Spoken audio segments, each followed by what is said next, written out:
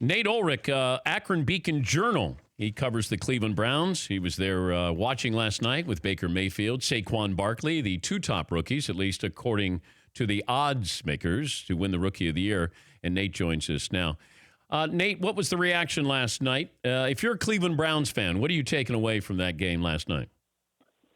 Well, I think it's really encouraging. You know, there's plenty of fool's gold in the preseason. We all know that. But having said that, I think all Browns fans got to be happy with the fact that they saw not just one quarterback, but two quarterbacks, Tyrod Taylor and Baker Mayfield, go out and play pretty well and actually look like competent quarterbacks. The Browns certainly did not have that last year, and they haven't had that for most years since 1999. So I think it was a really nice start for those guys.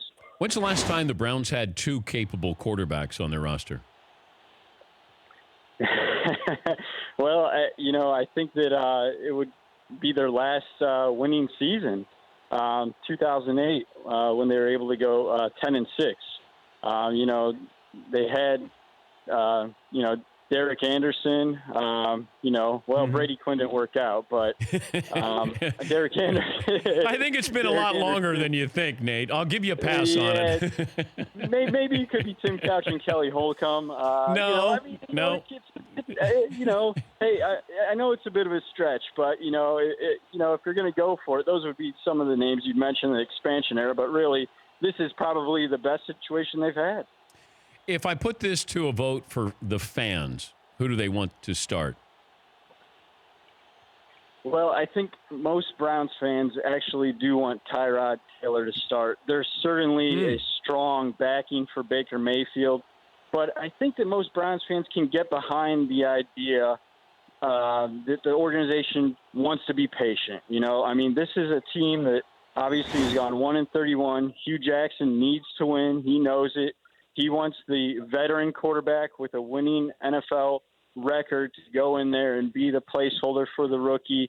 The Browns want Baker Mayfield to be their starter for the next 15 years. They don't see any sense in rushing it. And they've got a front office in John Dorsey, Alonzo Highsmith, Elliott Wolf, and those guys were with the Green Bay Packers when Aaron Rodgers was sitting behind Brett Favre and learning.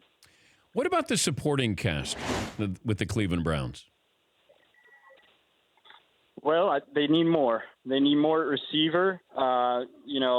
Josh Gordon is gone, and they don't know when he's going to come back. Obviously, they had another first-round bust in Corey Coleman that they just traded to the Bills for basically nothing, a seventh-round pick in 2020.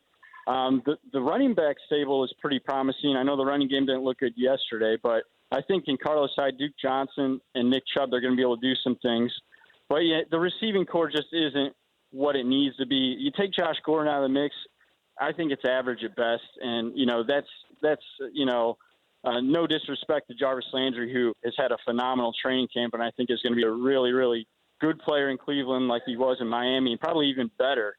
But just overall, there's really no proven guys in that receiving core other than Jarvis. Well, speaking of which, Dez Bryant, is he coming to town? That's what he says. I mean, it was hilarious.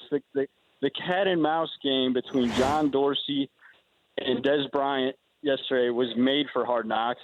And, I'm sure it's going to be part of his upcoming episode. I mean, Dorsey met with us in the press box, a small group of beat writers who were there. And he says that, hey, Dez is going to be part of this workout if he just would return one of my phone calls. So we put all those quotes out on Twitter. And all of a sudden, Dez chimes in and eventually just says, hey, Mr. Dorsey, I'm coming to the land to see you. Dorsey is told about it in the press box during the second quarter, and he's laughing, saying, my phone's not ringing yet. Oh, do you need Dez Bryant? Do you want Dez Bryant? That's complicated because they do need playmakers. I mean, I know Dez Bryant has had his production drop in the last few years, but they need, veteran receiver who can really just come in and make some plays. And I think he still has something left. And, I think that John Dorsey would not be calling him if he did not believe the same. You've got Jarvis Landry on Twitter lobbying for Dez Bryant to come join him. You got Tyrod Taylor saying that he thinks Dez could really help this team. So, the Browns are definitely interested. I think the ball is in Dez's court. We're talking to Nate Ulrich. He covers the Browns for the Akron Beacon-Journal. With LeBron James out of town, is there more pressure on the Browns to be competitive? I think so. Just because, Cleveland fans are looking for that team to, excite them the way that the LeBron Cavaliers did. And the Indians certainly, are definitely worthy of enthusiasm among the fans. But, the Browns rule, even as bad as they've been lately, they're still the most talked about team in town. It really is a football-crazed region, and it would definitely mean more to Cleveland sports fans if the Browns won than any other team. If I said to the fans, you can have LeBron stay for the rest of his career or the Browns are going to go to the Super Bowl, what would they take? 100% Browns go to the Super Bowl.